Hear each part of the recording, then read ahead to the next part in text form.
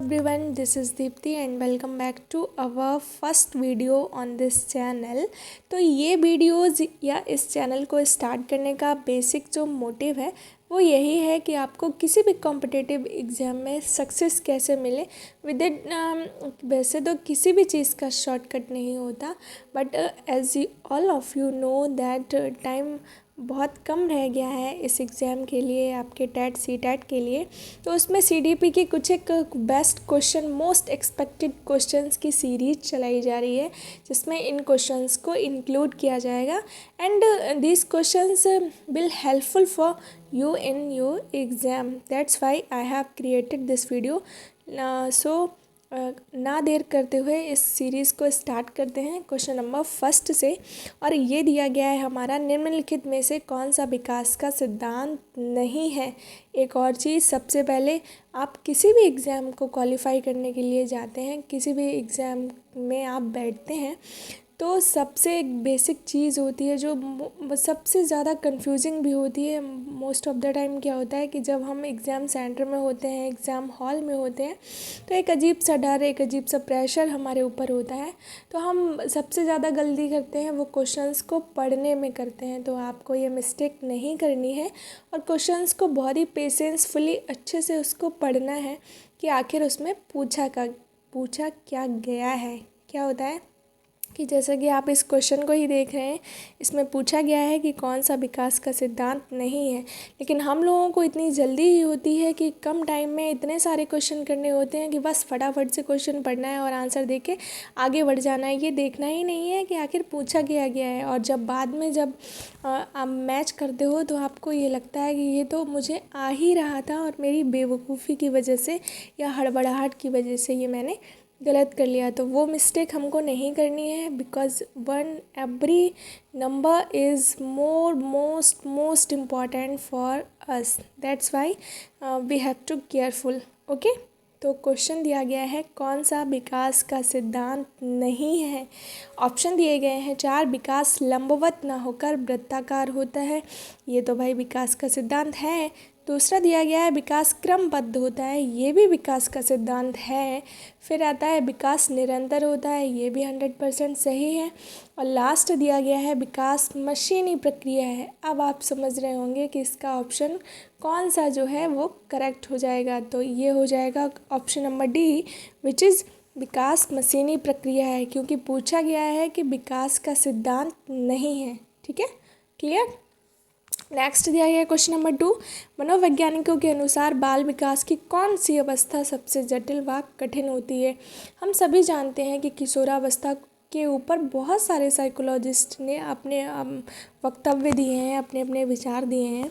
और किशोरावस्था ये ऐसी उम्र ही होती है, तो इसमें तो कुछ सोचना ही नहीं है, आपको फटाफट से टिक कर देना है कि ये है किशोरावस्था, जिसको सबसे जटिल और कठिन अवस्था कहा गया है। फिर आता है हमारा बुद्धि को प्रभावित करने वाले कारक। अब इसमें ऑप्शन दिए गए हमें पर्यावरण, आहार, स्वास्थ्य या फिर ये सभी। एक चीज़ हम सभी जानते हैं, हम सभी अपनी लाइफ में उस चीज़ को फील करके आए हैं कि आखिर किस किस चीज़ का हमारे ऊपर क्या इफ़ेक्ट पड़ता है। तो एनवायरनमेंट का आपके ऊपर फ़र्क पड़ेगा, आपकी ग्रोथ के ऊपर फ़र्क पड़ेगा, सही है। हेल्थ का इशू है, बिल्कुल सही है कि बच्चा स्वस्थ ही नहीं होगा तो सीखेगा कैसे, उसका किसी भी चीज़ में मन ही नहीं लगेगा, उसमें वृद्धि होगी कैसे। फिर है आहार, आप जो भी कुछ भी खाते हो उसका बहुत इफ़ेक्ट पड़ता है आपके माइंड पे, आपकी बॉडी पे। और लास्ट दिया गया है ये सभी, तो ऑब्वियस है कि इसका करेक्ट ऑप्शन हो जाएगा, वो क्या हो जाएगा, ये सभी। नेक्स्ट आता है क्वेश्चन नंबर 4। ये दिया गया है भाषा शिक्षण की प्रथम कक्षा किसे माना जाता है। ऑप्शन दिए गए हैं पूर्व माध्यमिक कक्षा को, प्ले वे विद्यालय को, घर को या फिर इन सभी को। अच्छा, एक चीज़, अगर क्वेश्चन ये पूछा जाता कि शिक्षण की प्रथम भाषा किसे माना जाता है, या सीखने का प्रथम शुरुआत कहाँ से होती है, या बच्चा सबसे पहले कहाँ से सीखता है, तब उसका ऑप्शन हो जाता घर। क्लियर है ना। तो सब बच्चा जो कुछ भी सीखता है वो सबसे पहले घर से सीखता है, लेकिन क्वेश्चन पूछा गया है हमसे भाषा शिक्षण, मीन्स लैंग्वेज की बात की जा रही है कि भाषा पहले कहाँ से सीखता है। तो ऑप्शन है आपके पूर्व माध्यमिक कक्षा। ऑब्वियस है कि जब हम कक्षा में पढ़ते हैं, पूर्व माध्यमिक कक्षा में पढ़ते हैं, उस क्लास के मटेरियल को या जो भी सब्जेक्ट होते हैं हमारे, हिंदी, गणित, ये हिंदी, इंग्लिश, तो ये भाषा ज्ञान वो है, तो वो हमें पूर्व माध्यमिक कक्षाओं में फर्स्ट, सेकंड, थर्ड, फोर्थ इन्हीं में तो मिलता है ना। तो ये आपका first option will be correct, ये होगा पूर्व माध्यमिक कक्षा। Am I clear. कहीं ऐसा तो नहीं है कि बहुत जल्दी जल्दी या speedly. If you feel like that you will comment in comment section, I will surely describe in a short math, short very slow process. Okay, come to next question. शिक्षक को गृह कार्य की जांच करनी चाहिए। आप कभी कभी नियमित, कभी नहीं, या फिर जब बच्चे कहें। हाउ इट इज़ पॉसिबल, जब बच्चे कहें तब नहीं, आपको रेगुलर वे पे होमवर्क चेक करना है।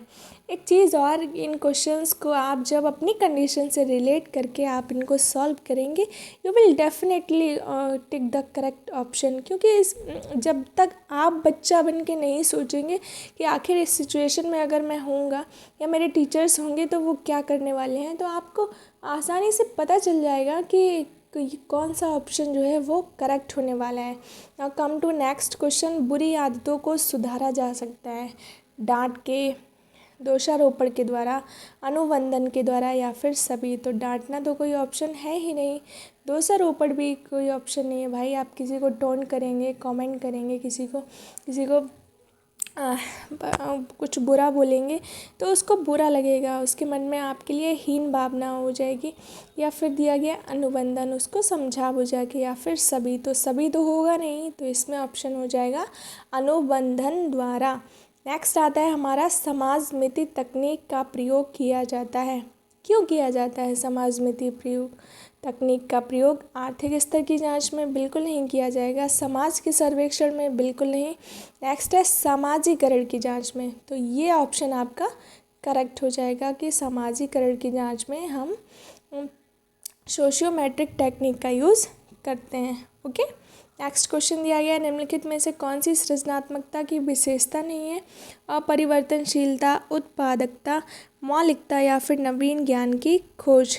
तो इसमें नहीं पूछा गया है, तो वो हो जाएगा आपका अपरिवर्तनशीलता। Now come to next question which is question number 9। विद्यार्थियों से प्रतिक्रिया प्राप्त करने का आदर्श प्रतीक्षा समय के सही अनुपात में होना चाहिए। पिछले पाठों से प्रश्नों का उत्तर देने के लिए विद्यार्थियों के द्वारा लिया गया समय, वास्तविक जीवन में जी प्रश्न की प्रासंगिकता। नेक्स्ट है पाठचर्या में प्रकरण विशेष के लिए आवंटित समय, या फिर प्रश्न का कठिनाई स्तर। तो इसमें जो आपका करेक्ट ऑप्शन हो जाएगा वो हो जाएगा प्रश्न का कठिनाई स्तर। भाई क्वेश्चन सिंपल होगा तो बच्चे जल्दी आंसर दे लेंगे, क्वेश्चन टफ होगा तो ऑब्वियस है बच्चे हों या कोई भी इंसान हो उसको उसमें समय लगने वाला है। Now come to question number 10। मान लीजिए आप विद्यालयी शिक्षा बोर्ड के अध्यक्ष हैं।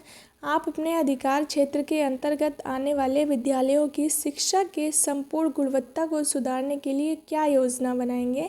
तो इस तरह का जो प्रश्न है वो किस चीज़ का एक उदाहरण दिया गया है। आपको 4 ऑप्शन दिए गए हैं, निम्न स्तरीय अभिसारी, निम्न स्तरीय अपसारी, उच्च स्तरीय अभिसारी, या फिर उच्च स्तरीय अपसारी। तो इसमें आपका जो करेक्ट ऑप्शन हो जाएगा वो हो जाएगा उच्च स्तरीय अपसारी। ये एक हाई ऑर्डर डाइवर्जेंट है।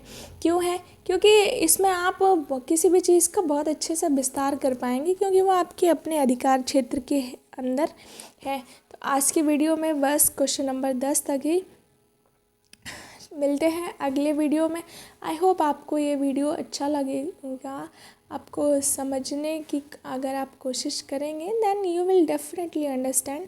आई hope all you cleared with this topic. If you have any doubt in these questions और if you have any other problem in this topic you will comment. I'll surely describe about your problem. Thanks for watching this video. Keep watching. Take care.